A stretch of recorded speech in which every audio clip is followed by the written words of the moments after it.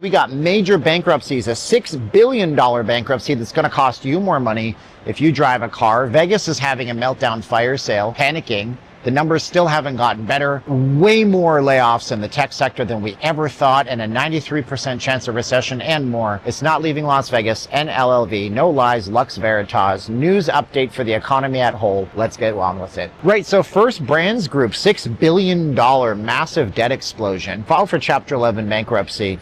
And a lot of people at this point are going to be like, Orange Man, Taco Land, tariffs, it's all bad, it's him. Nope, has nothing to do with him. It's actually somebody who's just doing dirty, shady business. And it's going to affect you. I know it is. Especially if you drive a car and stuff like that. Because what First Brands Group did was they made aftermarket OEM car parts. So you go to the mechanic, you don't want to go to the dealer. That's ridiculous, right? And you get your aftermarket. Well, these guys here were like the biggest in the business. And it was more or less just a guy who borrowed a lot of money and then hid a lot more money. So it was shady bookkeeping practices, not even tariffs that brought this company down. But this is double down, hard hitting on the car industry right now, because automotive industry is upside down, 6 sheets to the wind, drunk on the floor in Vegas. So this is stuff to fix old cars. So you don't have an old car, so what? Well, you have a new car, you have a loan on that car. Yeah, listen to these stats, right? Right now, the auto loan delinquencies, they hit 1.38% in Q1 of 2025. You might think that that's nothing, 1.35%. But get this, they only hit 1.33% for delinquencies and defaults for auto loans during the Great Recession, the global financial crisis. So we have now surpassed how bad people were upside down underwater on their cars back in 2009, when everybody thought it can't get any worse than this. But it does get worse than this. See, because subprime auto loan delinquencies actually hit 6.6% in January of 2025. This is the highest since they've been tracking this information all the way back in 1994. Right, so you got a perfect cycle, right? You can't afford a new car payment, so you have to fix your old car. But you have to fix your old car, which means you have to buy OEM car parts, because you don't want to take it to the dealership. So no $800 car payment for you, but it just got more expensive to fix your existing vehicle because somebody decided that they wanted to get super duper rich by playing bad bookkeeping practices, with essentially what'll end up being your money, not their money. And if you're trying to fly to a place like Vegas, Spirit Airlines may not be for you. Spirit Airlines has collapsed again. Yes, people don't like the idea of having to wind rubber bands on their own airplane in order to get off the tarmac. And this is the second bankruptcy that Spirit has gone through in a year. They've cut huge amounts of their routes, 40 routes, slashing 25% of all of their traffic. The CEO says that there are more job cuts coming in on the way here, and budget travel is officially kind of dead. I mean, you've all seen these videos online of people working for operations like Frontier Airlines and Spirit Airlines, where the employees just hate their jobs. They made their flight, you didn't. And you think, you're going to check me in. I bet you we won't.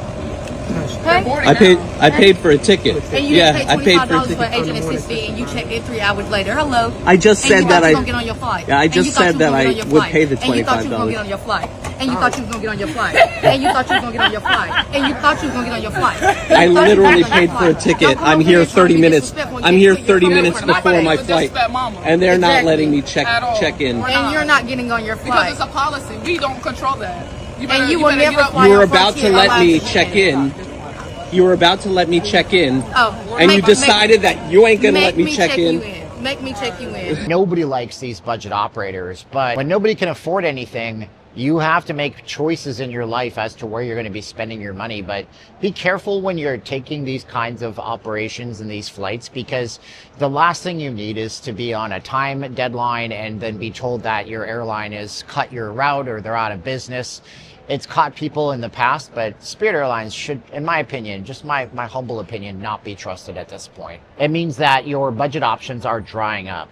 So if you were taking Spirit Frontier from Vegas to Phoenix, for example, and they cut that route and only it's Frontier now, you're going to be paying more for this. And so we're watching the slow motion train wreck, the undoing of these budget airlines, while they just profit off your backs, and working families have a harder time traveling. But let's go outside and talk about more news. We're going to talk about the tech sector, because You know, somebody making $200,000 a year in tech should be able to afford to fly, right? Yeah, the tech sector is having one heck of a time in 2025. 145,000 jobs gone in the tech sector. And they're being replaced largely with H-1B visa holders. And these people will work for less. There's been, proven court lawsuits that say that the H-1Bs took my job and they're paying them 25% less. They took our job! A $150,000 position becomes a $100,000 position. And they told them all, learn to code. They did it like, hey man, you want a better life? Stop being a plumber. Don't be stupid, learn to code. Now what do? I think they should learn to trade. I trade the futures markets in the morning. It's the best thing I ever learned how to do. That's why I actually created this course for you guys called 1K a day. And with 1K a day, let me ask you a question. If I could teach you in my course how to potentially make 50 or $100 a day, just little base hits that add up over time. If you guys could pay at least one or two of your bills that way, and maybe you could pay your mortgage, if you can get to that level, would that change your life? The course takes you from top to bottom, everything it took me years to learn, and I think you guys would like it. And I got a special offer for you guys if that's interesting to you.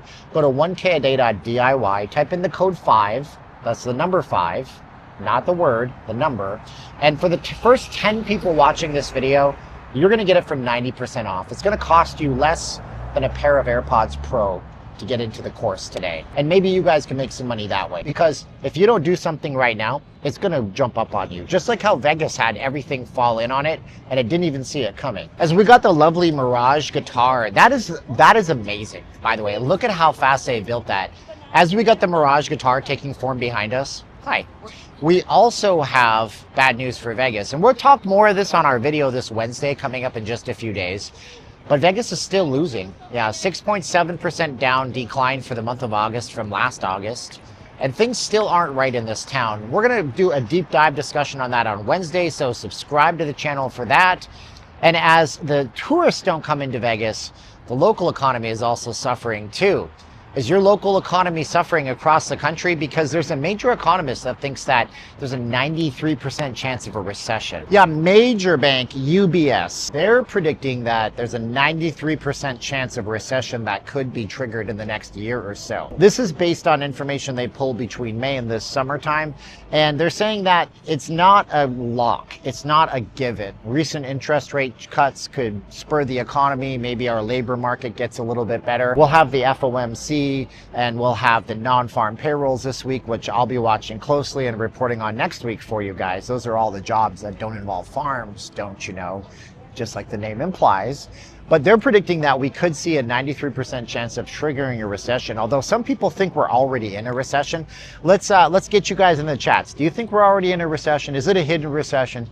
I mean, because the mortgages and the prices of things aren't going down. We did a video on that last Monday or last week, on Wednesday actually. You should go watch that video. I'll put a card up here for it. But if there's a 93% chance of a recession triggering, what does that say? The bigger economy, the broader economy on a whole. But what that says is that other people outside of America, big time investors, may not have the same amount of confidence they have in the US economy. And it's important because these are the investors that buy bonds. And bonds are things that are created by our government to essentially print money. The bond market sets a yield rate and then they promise these investors back, buy US bonds backed by the US government. It's the safest investment out there. It's a safe haven investment. If these people aren't willing to buy US backed treasury bonds, then that's going to cause the yields to go up. And if that causes the yields to go up, that causes interest rates to rise. And if that causes interest rates to rise, the cost of borrowing money goes up. And if the cost of borrowing money goes up, then people employ less people and try to cut corners and lay people off.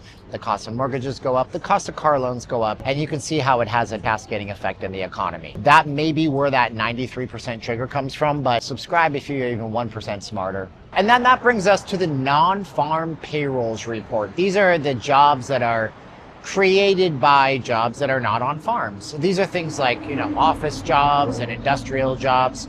And those numbers, they weren't good when they got printed last. And we got a new report coming out soon, but just keep this in mind. The government thought there would be 160,000 non-farm jobs created. There was only 142,000. And then they revised down the July data the last time they did this. 114,000 jobs got dwindled down to just 89,000. So wherever you are, if you have a job, learn how to love your job, because As the song says, you got to love the one you're with. But I also can't stress enough how important it is for you guys to pick up some kind of other income source right now in this economy. You never want to put all your eggs in one basket. If you are, you're going to be in a bad place like all these people in the tech sector we talked about.